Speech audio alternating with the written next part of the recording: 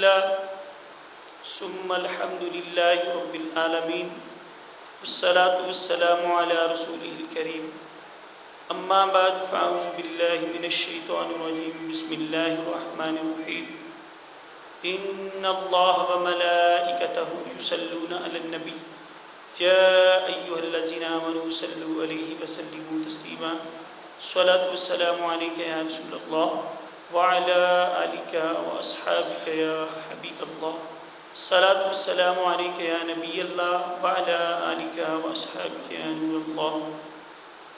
سرکار مدینہ رحمت قلب و سینہ صلی اللہ علیہ وسلم کی ذات پر درود و سلام پڑھنے کے بے شمار فضائل ہیں.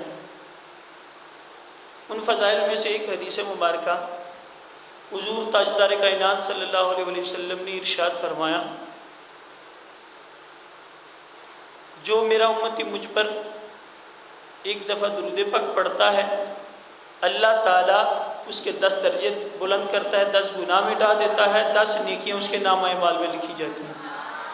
یعنی درود ایک دفعہ پڑھیں گے فائدے 30 حاصل ہوں گے. صلو علی الحبیب صلی اللہ علیہ محمد صلی اللہ تعالی علیہ وآلہ وسلم. سامعین کرام، آج کی سالانہ 5ویں سالانہ عقائد کورس کی تیسری نشست ہے اور آج کا عنوان ہے حضور صلی اللہ علیہ وسلم کا نام سن کر انگوٹھے چوم کے آنکھوں کو لگانے کی شرعی حیثیت. اس پر انشاءاللہ بحث ہوگی.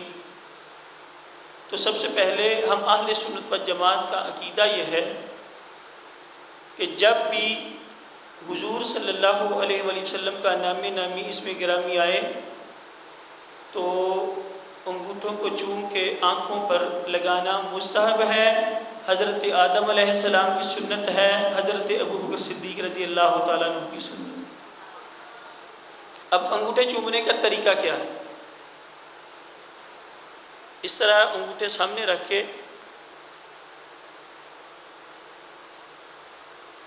یہ طریقہ ہے. ہمارے دیہاتر، ویلیجر، پنڈورے، عرابی جو سادے سے لوگ ہوتے ہیں وہ جب بھی کسی محفل میں جاتے ہیں نا تو اس طرح انگوٹھے چومتے ہیں کہ آواز پیدا ہوتی ہے. تو فقہا فرماتے ہیں کہ انگوٹھے چومتے وقت آواز پیدا نہ ہو، بالکل آرام سے. ٹھیک ہے جی، یہ طریقہ ہے. اور انگوٹھے پیارے آقا صلی اللہ علیہ وسلم کا نامی گرامی اس میں گرامی سن کے انگوٹھے چوم کے آنکھوں پر لگانا یہ حضرت آدم علیہ السلام کی سنت مبارکہ. حدیث مبارکہ میں آیا کہ جب حضرت آدم علیہ السلام کی تخلیق ہوئی تو اللہ تعالیٰ نے اپنے نبی آخر الزمان حضرت محمد مصطفیٰ صلی اللہ علیہ وسلم کا نور مبارک حضرت آدم کی پیٹھ میں رکھا. جب پیٹھ میں نور مبارک رکھا تو حدیث مبارکہ میں آتا ہے کہ کائنات کی ساری چیزیں، چرند پرند، زمینی مخلوق، آسمانی مخلوق حضرت آدم علیہ السلام کے پیچھے اس نور کی زیارت کے لیے امڑ آیا کرتی تھی. جب یہ ہجوم دیکھا حضرت آدم علیہ السلام نے تو رب ذوالجلال سے عرض کی، یا رب العالمین یہ کیا معاملہ ہے کہ میری پشت کے پیچھے آ کے چرند پرند جانور حیوانات نباتات کھڑے ہو جاتے ہیں، رش ڈال دیتے ہیں، کیا وجہ ہے؟ اللہ عز و جل نے ارشاد فرمایا، پیارے آدم تیری پشت میں ہم نے نور محمد مصطفیٰ کو رکھا ہے، اس نور کی زیارت کے لیے یہ مخلوق جمع ہو جاتی ہے. اب جب یہ بتایا نا تو حضرت آدم علیہ السلام کے دل میں خواہش پیدا ہوئی، یا اللہ میں بھی اس نور ازلی کی زیارت کرنا چاہتا ہوں، میں اس نور پاک کی زیارت کرنا چاہتا ہوں، مجھے بھی زیارت کروا دے. تو حدیث مبارکہ میں آتا ہے، ایک حدیث مبارکہ کے لفظ ہیں کہ یہ جو شہادت کی انگلی جسے کہتے ہیں، یہاں سے منتقل کر کے نور اللہ نے اس کلمے کی انگلی، شہادت کی انگلی میں رکھ دیا۔ جناب آدم علیہ السلام اس طرح نور مصطفیٰ کو چوم کے اپنی آنکھوں کو لگایا کرتے تھے۔ ایک حدیث مبارکہ۔ دوسری حدیث مبارکہ یہ ہے کہ آپ کی پشت سے نور منتقل کر کے تو آپ کی پیشانی پہ رکھ دیا گیا۔ حضرت آدم علیہ السلام کی پیشانی میں نور مصطفیٰ منتقل کر دیا گیا، پشت سے پیشانی پر۔ جب بھی جناب آدم علیہ السلام کا دل کرتا کہ میں سکون راحت حاصل کروں، تو جو جناب آدم علیہ السلام ناخنوں کو اس طرح کرتے، نور کی تصویر ناخنوں میں آ جاتی، آپ چوم کے تو اپنے آنکھوں کو لگایا کرتے تھے۔ اس حدیث سے، ان دو روایات سے پتہ چلا کہ حضور کا نام نامی اس میں گرامی سن کے تو انگوٹھے چوم کے آنکھوں کو لگانا حضرت آدم علیہ السلام کی سنت مبارکہ ہے۔ اس روایت کو تفسیر روح البیان میں علامہ حقی علیہ الرحمہ نے نقل کیا۔ ایک حدیث مبارکہ، یہ دو روایات کا خلاصہ میں نے عرض کیا۔ اب تیسری حدیث مبارکہ،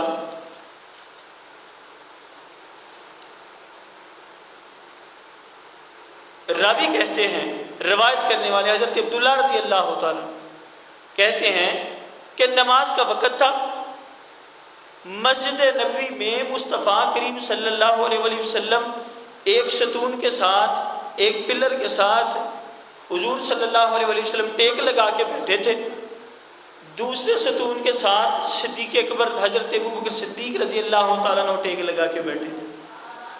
حضرت بلال حبشی رضی اللہ تعالیٰ عنہ اذان پڑھ رہے تھے، اللہ اکبر اللہ اکبر۔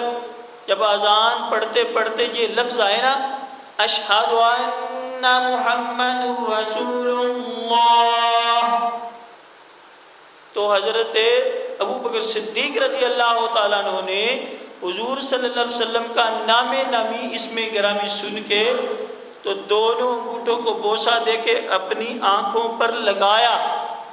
جب حضرت بلال حبشی رضی اللہ تعالیٰ عنہ اذان دے کے فارغ ہوئے تو پیارے آقا صلی اللہ علیہ وسلم نے جو لفظ ارشاد فرمائے وہ سنیے اور اپنے سینوں کو منور کیجئے۔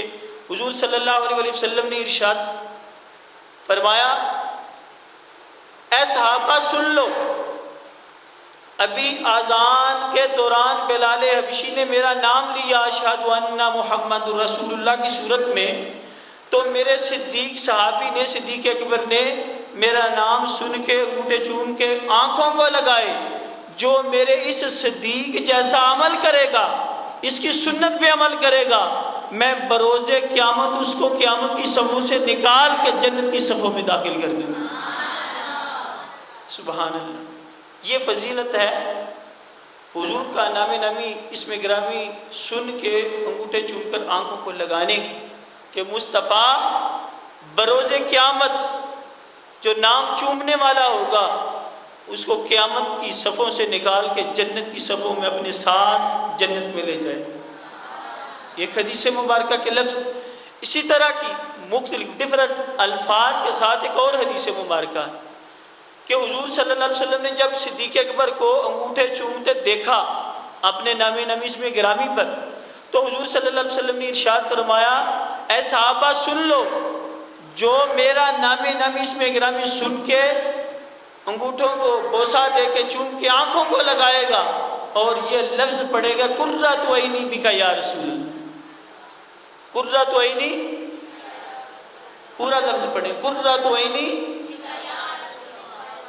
یہ سارا لفظ پڑھیں۔ حضور صلی اللہ علیہ وسلم کا جب بھی نام نامی اسم گرامی آئے، قرۃ عینی بک یا رسول اللہ، قرۃ عینی، یہ عربی لفظ ہے، ان کا ترجمہ یہ ہے قرۃ عینی، قرۃ یا رسول اللہ صلی اللہ علیہ وسلم ٹھنڈک ہیں آپ، عینی میری آنکھوں کی، اے اللہ کے محبوب، اے اللہ تعالیٰ کے لاڈلے، اے آمنہ کے لال، آپ میری آنکھوں کی ٹھنڈک ہیں۔ یہ سن کے صدیق اکبر رضی اللہ تعالیٰ نے یہ لفظ پڑھ کے آنکھوں کو لگائے تو حضور صلی اللہ علیہ وسلم نے فرمایا جو ایسا کرے گا اس کی ساری زندگی آنکھیں نہیں دکھیں گی، اس کی آنکھیں ساری زندگی کبھی تکلیف نہیں ہوگی۔ یہ حضور صلی اللہ علیہ وسلم کا فرمان ہے، اور اس فرمان کو بھی حضرت علامہ حقی علیہ رحمٰن نے تفسیر روح البیان کے اندر نقل کیا۔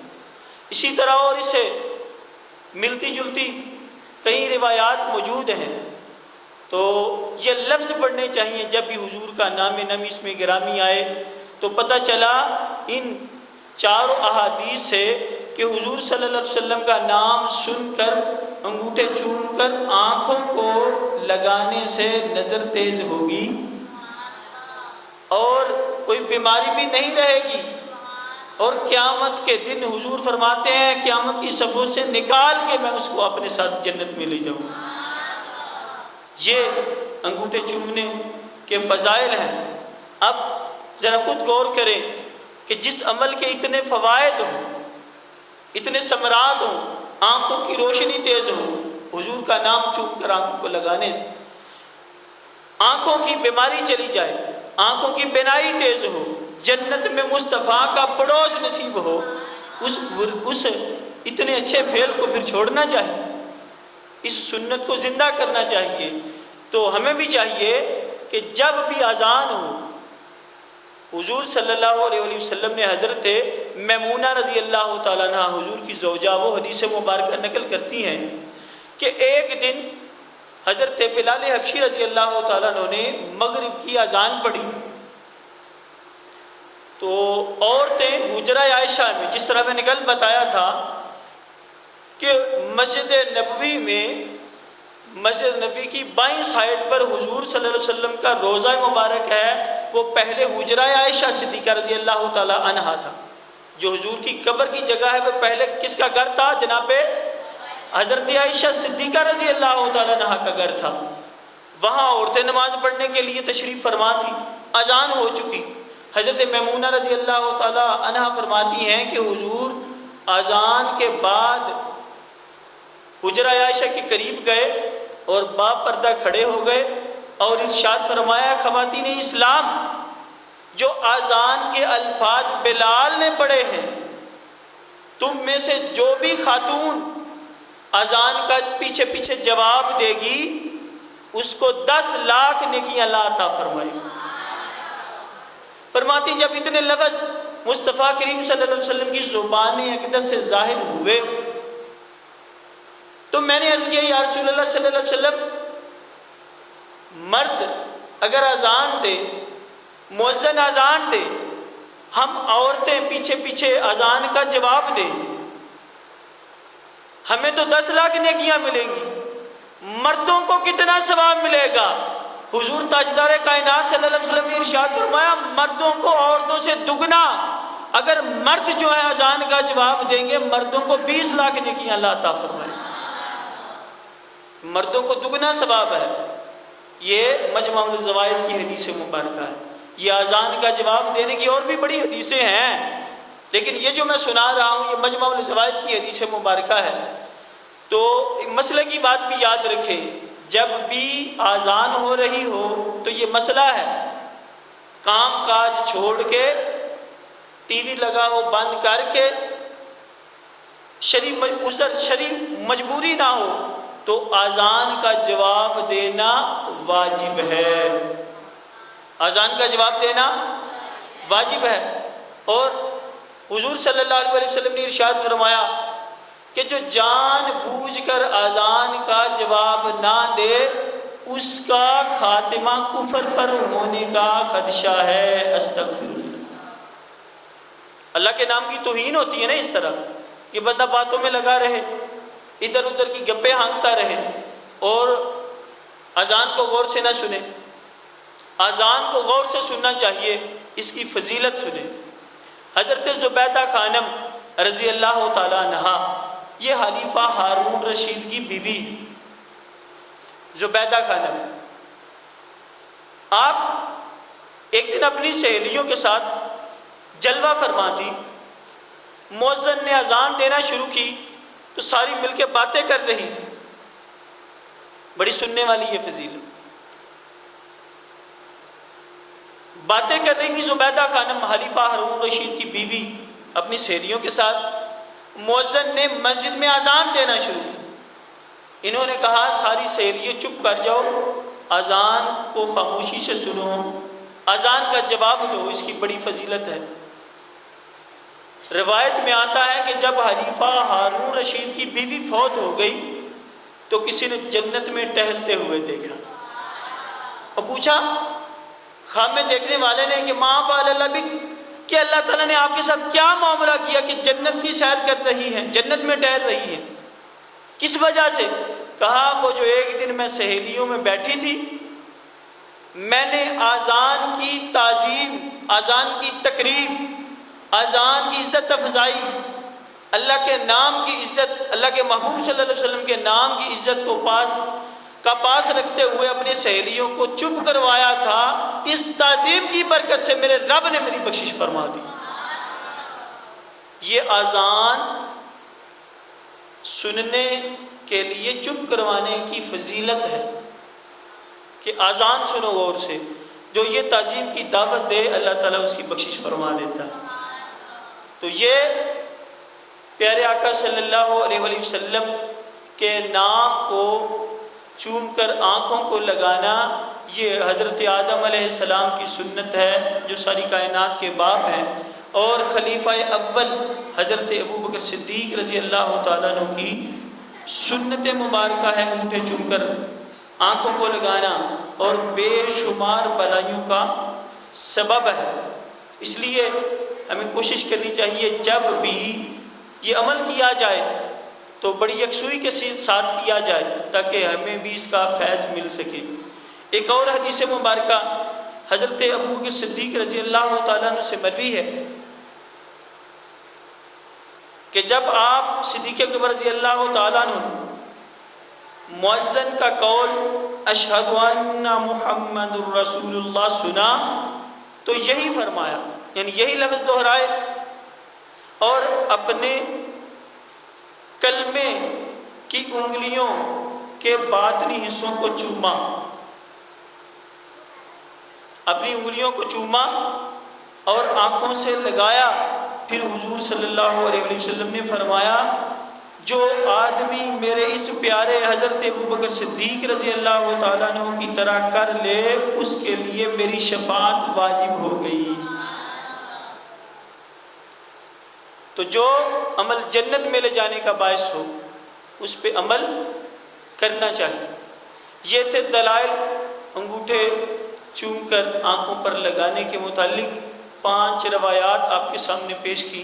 اب اس پر چند اعتراض کیے جاتے ہیں، میں ان اعتراضات کا جواب آپ کی گوش گزار کرنا چاہوں گا۔ نمبر 1، جو انگوٹھے نہیں چومتے وہ کہتے ہیں کہ انگوٹھے نہیں چومنے چاہیے۔ حضرت آدم کو تو انگوٹھوں میں حضور کا نور نظر آیا تھا تو انہوں نے نور کو دیکھ کے چوما تھا، تمہیں تو کچھ بھی نظر نہیں آتا، تم کیوں چومتے ہو؟ وہ اعتراض کرتے ہیں۔ جو انگوٹھے نہیں چومتے حضور کا نام سن کے وہ اعتراض کرتے ہیں کہ حضرت آدم علیہ السلام کو تو نور نظر آیا تھا، انہوں نے تب چوما تھا، تمہیں تو کچھ نظر نہیں آتا، تم کیوں چومتے ہو؟ اس کا جواب علماء نے بڑا پیارا دیا، کہتے ہیں کہ تم حج کے دوران حج کے مناسک ادا کرتے وقت رمی جمار کرتے ہو، شیطان کو کنکریاں مارتے ہو، شیطان تمہیں نظر آتا ہے؟ آگے سے وہ اعتراض کرنے والا کہتا ہے جی نہیں نظر آتا۔ تو علماء نے جواب دیا تم کنکریاں کیوں مارتے ہو؟ تو ابراہیم علیہ السلام کو تو شیطان نظر آیا تھا تو آپ نے کنکریاں تب ماری تھی، اے جی ان کی سنت ہے، ہم کہتے ہیں پھر انگوٹھے چومنا بھی ہمارے ابا جی آدم علیہ السلام کی سنت مبارک ہے۔ ایک اعتراض کا جواب ہو گیا۔ دوسرا، وہ کہتے ہیں کہ یہ حضرت ابوبکر صدیق رضی اللہ تعالیٰ عنہ والی حدیث جو ہے یہ ضعیف ہے، سند کے اعتبار سے ضعیف ہے۔ تو محدثین، ائمہ، زعماء، تمام محدثین کا یہ عقیدہ ہے کہ فضائل اعمال میں اعمال والی حدیث جو ہے ضعیف بھی ہو تو اس پر عمل کرنا جائز ہوتا ہے۔ اگرچہ یہ حدیث ضعیف ہے لیکن فضائل اعمال میں قابل قبول ہے، اس پر عمل کرنا جائز ہے۔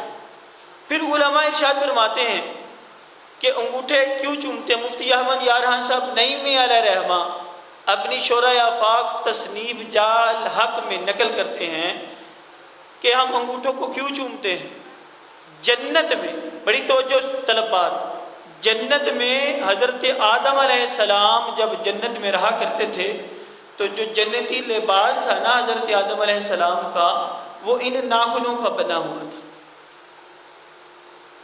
روایت نقل کرتے ہیں مفتی احمد یاران صاحب نعیمی علیہ رحمہ جال حق کتاب میں کہ جب آدم علیہ السلام جنت میں تھے تو جنت میں حضرت آدم علیہ السلام کا جو لباس تھا وہ ناخنوں کی سکن کا بنا ہوا تھا۔